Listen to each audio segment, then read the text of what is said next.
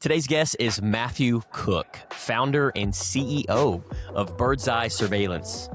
Matthew is a husband, father of 2 boys, entrepreneur, and someone deeply committed to serving and protecting others through the work he does every single day. Over the last 7 years, he's built a business focused on helping businesses, communities, and families stay safe while creating opportunities for others along the way. Matthew, welcome to the Level Up and Live podcast, brother. Thank you. I'm glad to be here. Absolutely, man. So, Matt, we're sitting in a coffee shop like we've done before, just having a full-blown conversation. Before Birdseye Surveillance existed 7 years ago, who was Matthew Cook? I was just a guy trying to figure out what he wanted to do in this world. I was single, wasn't married, and then no kids yet, back then. Just trying to make ends meet and figure out what problems there were in the world and what I could solve. It's kind of where it started. I was working in the jail as a detention officer for Montgomery County, seeing all the people come in and out, all the issues that you always see. It's kind of shaped me into what I am today. What first sparked your interest in criminal justice? Because you said you worked at the jail, and I knew that about you in protecting others. What sparked your interest? Yeah, I think just the wanting to serve. Before any of that, when I was getting out of high school, I wanted to go military. I tried every branch, and unfortunately, I have a medical issue, so they wouldn't let me in. So, I found that brotherhood. I think working for the sheriff's department and the jail division. Kind of having that same brotherhood as a lot of the military guys have, a team working together to help the community. And I liked that, but I wanted to do more, and I wanted to do something, I think, for myself, maybe to be able to provide more for others. So I found that need for law enforcement, if some sort. That's where I thought I was going to go. And, I was going to be either a DPS officer or a CBP officer. Took the test, made like a 97 on it, and I was going to go to that. I think COVID happened and kind of stepped back and found a different path. So. Yeah, speaking of that, you could have pursued that traditional path in law enforcement. COVID happened. When did you realize entrepreneurship, being a business owner, might allow you to create an even bigger impact? Because you had kind of alluded to it earlier. Yeah. I felt like when I was in the jail, just where I was at, that I couldn't do as much as I wanted to do.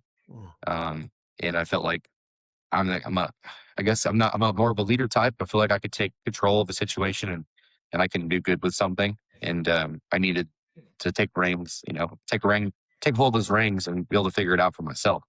And I think owning a business is the best way to do that, because you have full control of how you proceed and what you do, Yeah. Would you say there's a defining moment in that journey where you knew and you thought to yourself, this is what I'm supposed to do?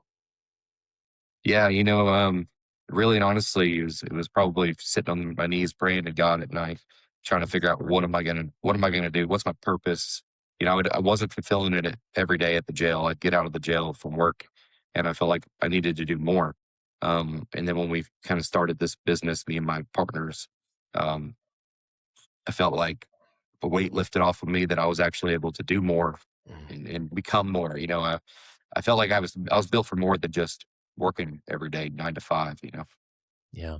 And when you started Birdseye 7 years ago, you prayed, God opened up your heart, put one foot in front of the other. What did you think entrepreneurship was going to be and look like for you in your life? Yeah, it's funny you asked that. Growing up, my family were entrepreneurs. I had a stepfather that was a owner operator of a huge. For me, it was big. It was a car care and collision center. He owned a Kingwood car care, Tascasita car care. So growing up, I saw the work ethic, and saw the kind of life that you can have and what you could do and create. And I already knew it was going to be tough. I knew when I was a kid, we had a daycare built into our own office, so they could go to work and we could be there. Yeah. So I knew it was tough, but I like challenges, and I think that I think the challenge was good for me. To get uncomfortable with being uncomfortable, get comfortable with being uncomfortable. Yeah. Now, we're going through entrepreneurship and really rolling up your sleeves, getting comfortable, getting uncomfortable. What has it actually taught you after reflecting back after 7 years? Yeah, it's taught me to be very responsible. To that when I say something, I do it. There's no one else to lead me to that to the result that I want. I have to do it for myself. Mhm. I built a team around me to help me get to those goals. I can't do it alone. My partners, we all have our thing that we do to provide and bring to the table. But also, we founded this company. It was just really just us. And then, I was the only one who went full time because I could afford to do so at that time. My wife took a risk with me and we did it. And I didn't have any. I went from that brotherhood in the jail with all these other detention officers and all these people around me, the sergeants. And I went from that to just me and nobody to hold me accountable. I was alone. So I had to build my own team to kind of, have my own people around me to help. And, that was a big deal. What was that experience like? Because I know a lot of our listeners and leaders listening to this, they have their girlfriend or they have spouses, husband and wife, and in business together. What was that experience like for you and your wife in starting that business and taking that leap of faith? Yeah. Going from a steady paycheck to, you never know, you know what I mean? That is tough.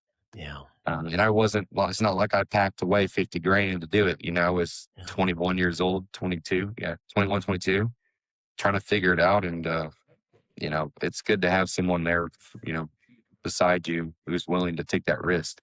I got married right when this all kind of took off.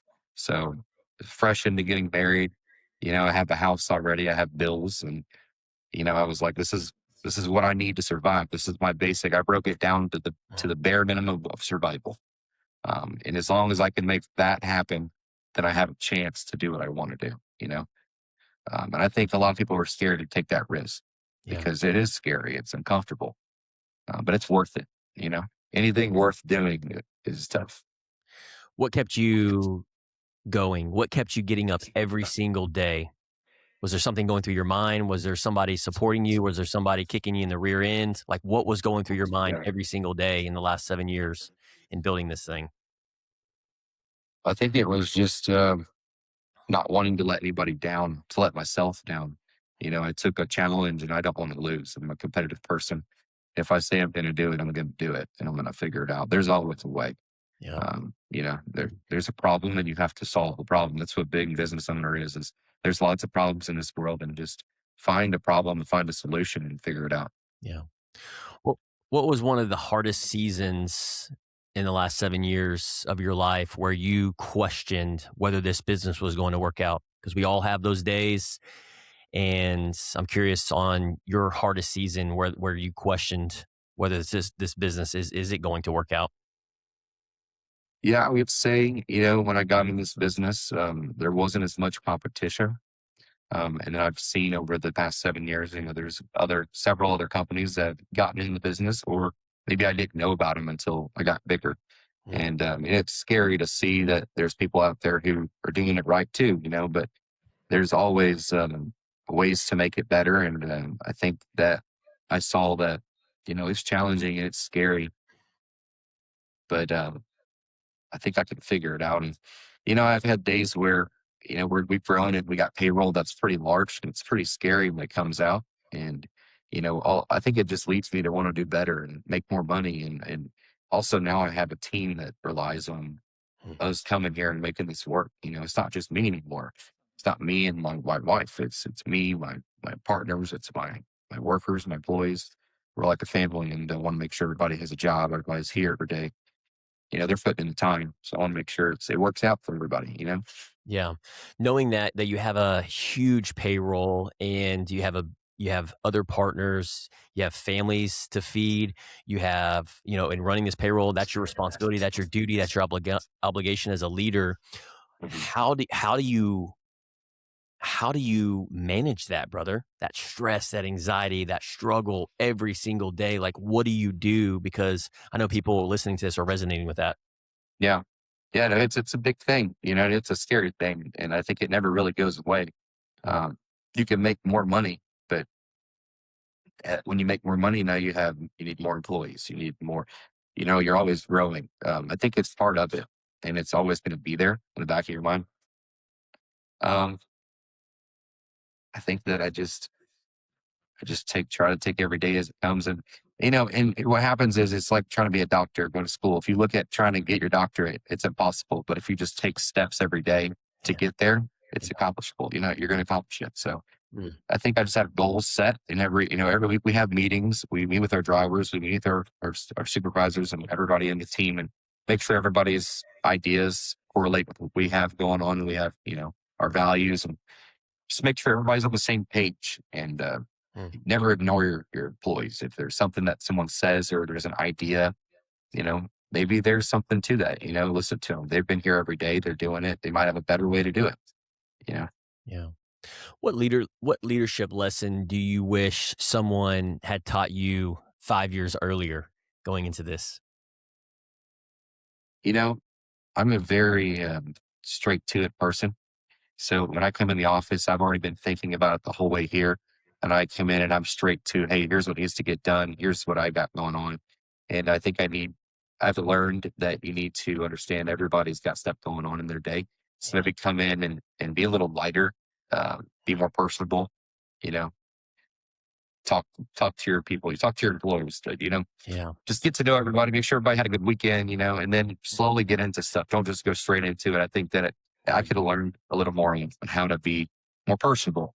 Oh. You know, I'm very straight to it. I think that's one of my flaws, but it's a strength too. Yeah. You Yeah. know, No, I love that. Yeah. Vulnerability is one of the things I resonate with what you're saying. Like, let's get into it. Let's put everything else, emotions, feelings to the side. We got business to take care of. yeah, yeah. As you know, leading people, you have to meet them where they are and be vulnerable. So that's great advice, man. Thanks for sharing that. Thank you. Yeah. As the company's grown, and I know it has, some of the things that you've shared behind the scenes over the years, what value has become completely non-negotiable for you personally? Yeah. The biggest value that I want to bring to the table is that we're honest, to our customers. If you start out this game and you're lying to people, you're telling people stuff that's not true, that's just bad business and it's going to catch you in the long run. I've learned that when I tell someone something, they're holding me to it. They're going to stick to it. So Mm. I've learned to just be honest with everyone and myself too. And just, that's the best way to go about business. Mm. I love that. One thing I admire about business owners is we're building businesses when and while simultaneously we are building families, trying to take care of our health, our relationships, our spiritualities. Mhm. I'm curious with you, man, what kind of husband are you striving to be while also building your business? Yeah. That's a good question. I'm trying to figure that out myself. I think I try to just be a man of Christ. I go to church on Sunday. Not that you have to, but I think it's really healthy for me. And I try to tell everyone, hey, just go to a church Sunday with your family. Sit down, listen to a message. It may resonate with you. Um, you know, there's weeks that life's perfect. It feels like, and I think I'm a good husband. I'm taking care of my family. The bills are paid, and then there will be times where I feel that maybe I'm neglecting my kids, my wife, because I'm so focused on working, and all I can think about is what's next. What do I need to do better? Mm. How can I make more money? And I've just kind of sat back a little bit since I had two kids and a wife now. Like, that's really what matters in the long run. Is all this is great. This gets you through life, and you're happy, and you be successful. Everybody wants to be successful, um, Mm. and that is good for me. But in reality, God and family, all that's the most important to me. So really, just taking care of my family, being the best man I can be. Yeah, you had mentioned your two boys, and I'm curious when you mentioned that, kind of struck a nerve. What kind of father are you striving to be for your boys? I'm trying to be a father who listens. I'm there, present.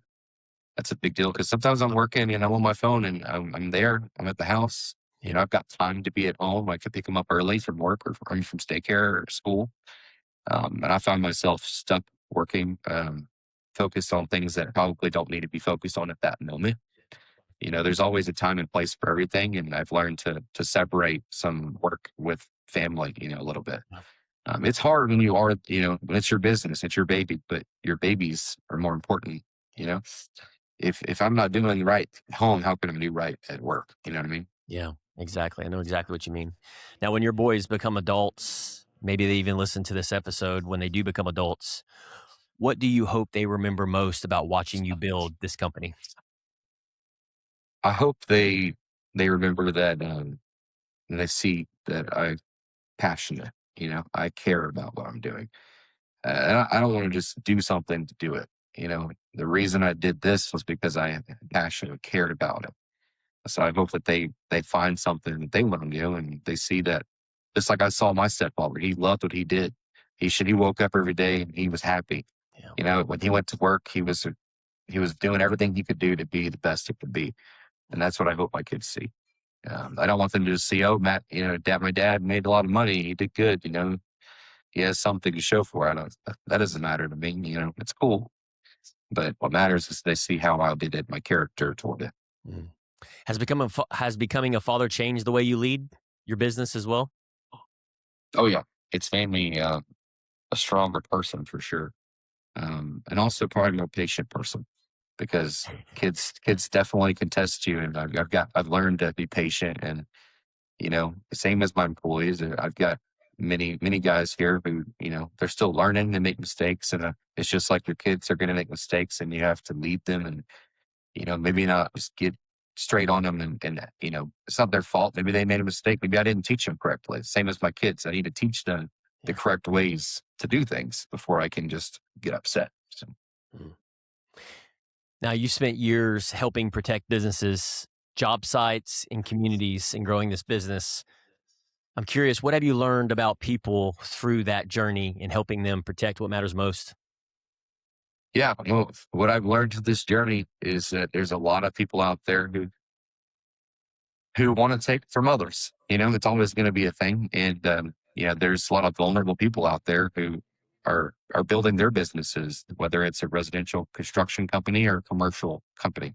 And not everybody's a corporate, huge corporate company. I've got a lot of mom and pop companies, and I've got a lot of big corporate, corporation companies I work with.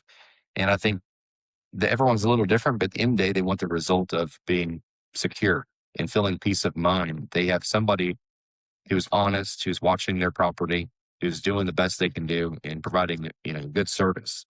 Uh, a lot of my clients, they call me on a weekly basis or text me personally and just, hey, how's it going? Or, just, we're friends. We're not just, they're not just clients. So that's a big deal for me.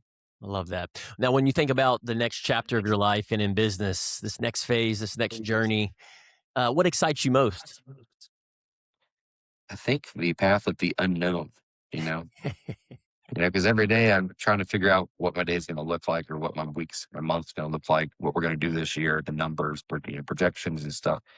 I think it's really fun to really over overdo it. I dream. I'm a dreamer, Yeah. so I want to make the best of what we have, and I want to always make it better. I want to make everyone happy, and that's hard to do, but I think we've got a lot of people here who've been here a while, and they're happy. We try to make our employees want to stay here and work with us, and grow with us, because we have ambition to be the best. So I think that really I just you know, want to be the best that we can be. Yeah. You have a Matthew Cook, the old version of you 7 years ago, that is wanting to leave his job, start up in his new entrepreneurship journey, that financial freedom, that time freedom. He's listening to this podcast right now. What is that one thing that you tell him? That it's going to be challenging.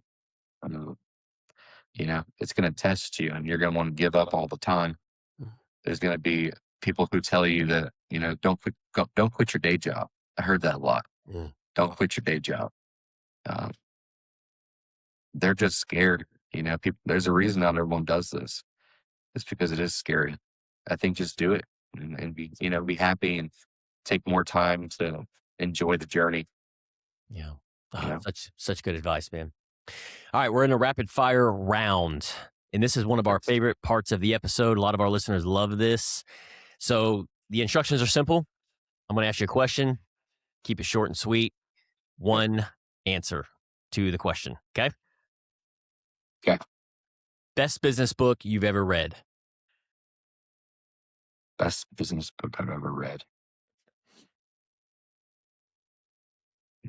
I wasn't a big reader until recently, so I don't want to lie on that. I really haven't read a lot of books. It's okay. What have you read recently? Well, Stand Tall. I can't think of what it's called right now. Stand Tall, Be a Man. Or Yeah. Okay.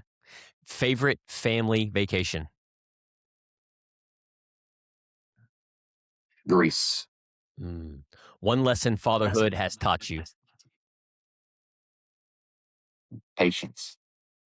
One lesson entrepreneurship has taught you. Time. Biggest challenge business owners face today. It's just supposed to be one word, right? Yeah. Growth. One habit that has improved your life.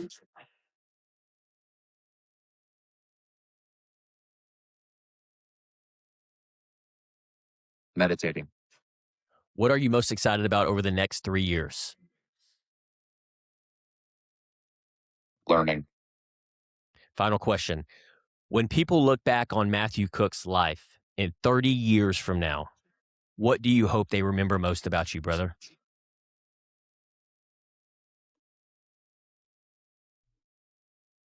Faith driven. That I was faith driven. Guys, I hope today's conversation reminded you that success isn't just about building a business. It's about building a life, serving people, leading your family well, and creating an impact that lasts far beyond your career. Matthew, brother, thank you for sharing your story, opening up today, and being vulnerable. I know it was nothing but value today. Your heart for serving others does not go unnoticed, man. So I appreciate your journey, appreciate you saying yes for being on the show, and appreciate all of our listeners for being here today. Yeah, thanks for having me, Sean. Of course, keep leveling up.